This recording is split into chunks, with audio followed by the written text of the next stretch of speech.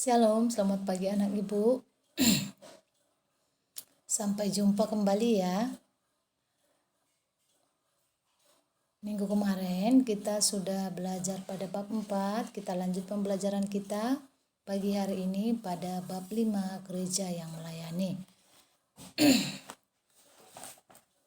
Sebelumnya kita awali dengan doa, kita berdoa. Bapa di surga, terima kasih Tuhan atas keselamatan yang Kau berikan bagi kami di pagi hari ini. Sehingga Tuhan, kami ingin mendengarkan firman-Mu, ingin belajar firman-Mu. Engkau bukakan pintu hati kami Bapa, agar kami dapat memahaminya dengan baik. Terpuji termulia nama-Mu Bapa, di dalam nama anak-Mu Yesus Kristus kami berdoa dan mengucap syukur. Amin. Kita masuk bab 5 ya. Silakan disediakan Alkitab, buku tulis, dan alat tulis yang lain. Bab 5, gereja yang melayani.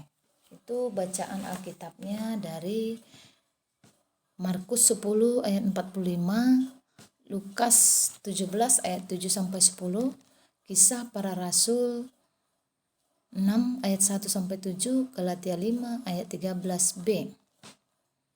Bagian A, kita masuk arti melayani. Menurut KBBI, melayani berarti membantu, menyiapkan atau mengurus sesuatu yang diperlukan seseorang melalui meladeni ya, ada juga meladeni ya. Yang diperlukan seseorang, meladeni seseorang, mengurus seseorang. Kemudian melayani dalam bahasa Yunani, melayani artinya pelayanan atau pelayan. Kalau diakonia atau diakonos ya.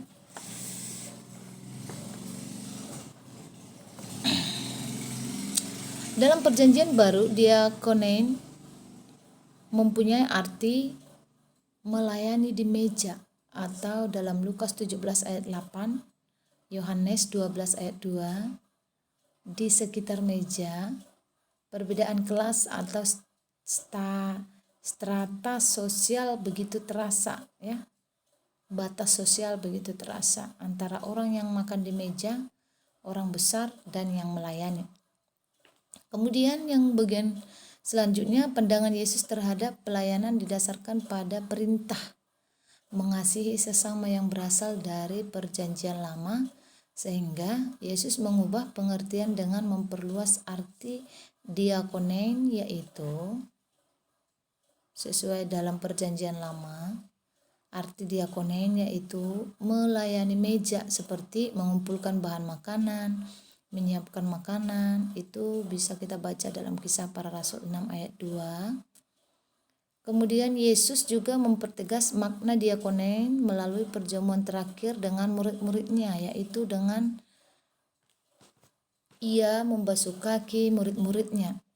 Yohanes 13 ayat 14 sampai 16. Dalam tradisi Yahudi, seorang guru memiliki kedudukan yang tinggi di masyarakat, tetapi Yesus malah memposisikan dirinya sebagai pelayan. Poin yang ketiga, Yesus membuka cara pandang masyarakat bahwa melayani bukan hanya ditujukan kepada orang yang setara derajatnya, melainkan juga terhadap orang-orang yang dianggap sebagai sampah masyarakat, yang miskin dan yang tersisih. Kita baca dalam Matius 25 ayat 42 sampai 44. Itu dia pengertian pelayan, melayani, dan diakonia ya. Kita lanjut poin selanjutnya. Tuhan Yesus mengajak kita untuk melayani. Melayani yang bagaimana? Yang pertama, memberi makan, memberi tumpangan, memberi pakaian, mengunjungi orang sakit. Kemudian yang kedua, pelayanan bagi semua orang. Tidak memandang status ya, perbedaan atau tidak membeda-bedakan satu sama lain.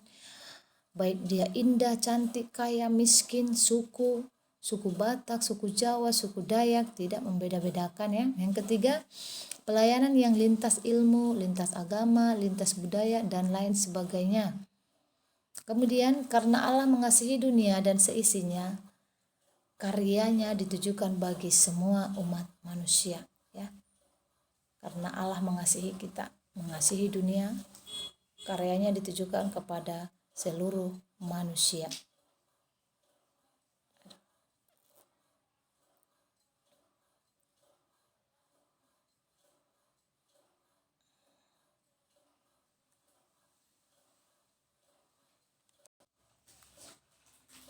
Kemudian bagian yang kedua, B, gereja yang melayani, sudah tadi ya.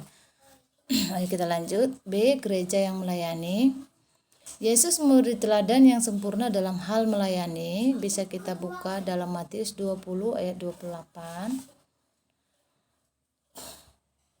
B, bagian B-nya, Alkitab memperlihatkan Yesus yang rendah hati dan lemah lembut dalam melayani orang-orang yang datang kepadanya. Yesus melayani dengan cara menolong orang-orang, memenuhi kebutuhan mereka. Ia tidak hanya melayani Allah Bapa, tetapi juga melayani manusia berdosa, karena misi kedatangan Yesus ke dalam dunia adalah melayani. Poin ketiga, dasar dan motivasi Yesus dalam pelayanannya juga jelas, yaitu kasih ya, beralaskan kasih. Poin keempat, gereja harus hadir di dunia untuk melanjutkan dan melaksanakan panggilannya yang disebut dengan tritugas gereja, yaitu 1. Mewujudkan persekutuan orang percaya, 2. Bersaksi, 3. Melayani. Poin keempat, pelayanan gereja hendaknya menjawab kebutuhan jemaat sebagai sebuah komunitas yang para anggotanya berelasi dan saling melengkapi. Kita buka dalam Kisah Para Rasul 2 ayat 45. Poin kelima, Galatia 6 ayat 2, Paulus memberikan nasihat sekaligus mempertegas hakikat gereja sebagai sebuah komunitas orang percaya. Poin ke-6, semua pelayanan gereja harus dilaksanakan berlandaskan kasih yang ditunjukkan Yesus Kristus dalam kehidupan, pekerjaan, dan perkataannya.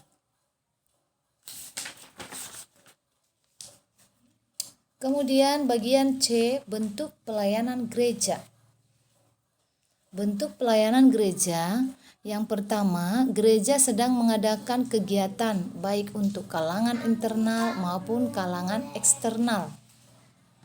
Yang kedua, ada kegiatan yang dilakukan secara mandiri.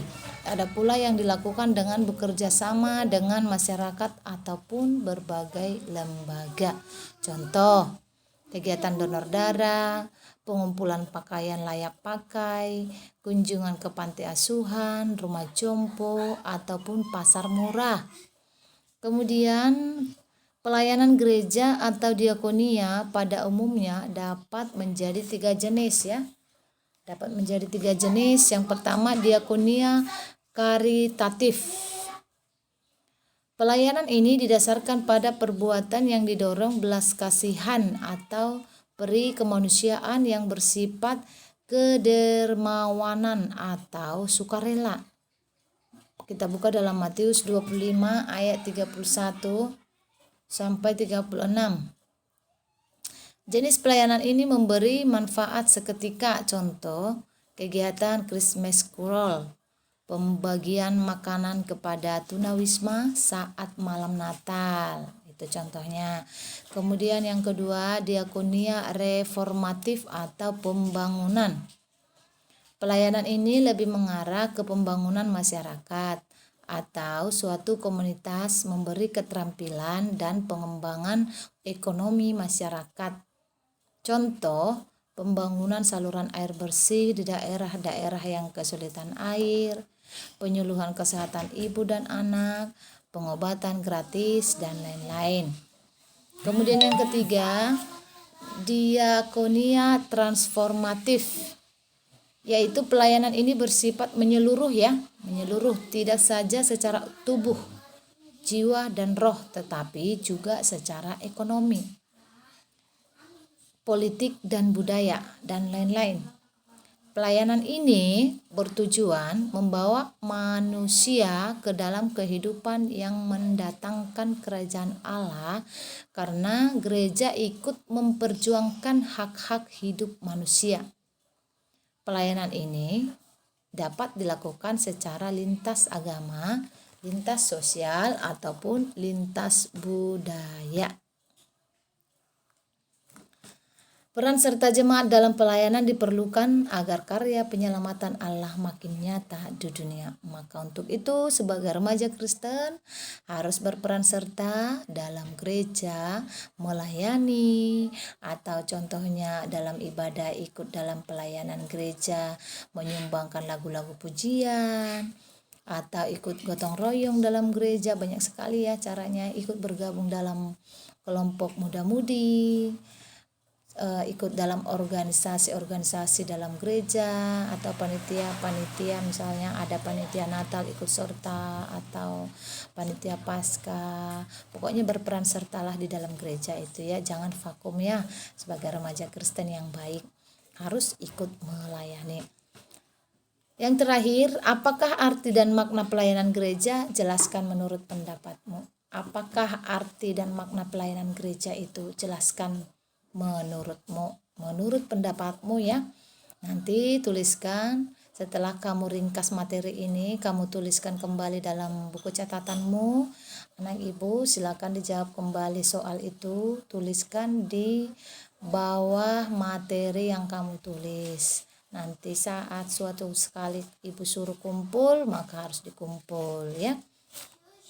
Silakan, jangan lupa dikerjakan. Untuk selanjutnya nanti juga ibu akan berikan tugas sesuai dengan bab materi masing-masing. Mungkin sekian dan terima kasih ibu ucapkan. Sebelumnya kita berdoa. Terpuji namamu Bapa, Allah Maha Pengasih. Kami sudah mendengarkan firman-Mu Bapa, kiranya Tuhan kami dapat mengaplikasikan dalam kehidupan kami bisa melayani, kami bisa menjadi pelayan-Mu di gereja, di rumah, di dalam masyarakat, dan di lingkungan sekolah. Untuk itu Tuhan, hadirlah di tengah-tengah kami dalam kehidupan kami, agar kami menjadi pelaku-pelaku firman-Mu. Terpujilah namamu, di dalam nama anak Yesus Kristus kami berdoa dan mengucap syukur. Amin. Sekian dan terima kasih anak ibu ucapkan Shalom, sampai jumpa dan bertemu kembali pada pertemuan minggu depan. Shalom.